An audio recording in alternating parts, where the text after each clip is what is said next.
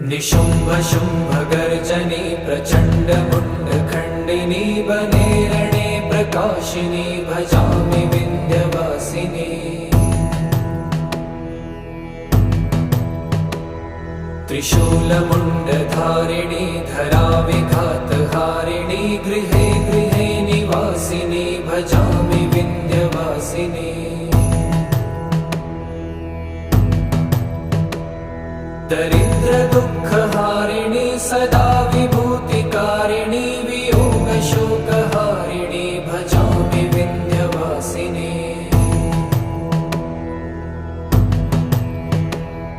लसत्सुलोललोचनं लतासनं वरप्रदं कपालशूलधारिणी भजामि Vindhyavasini.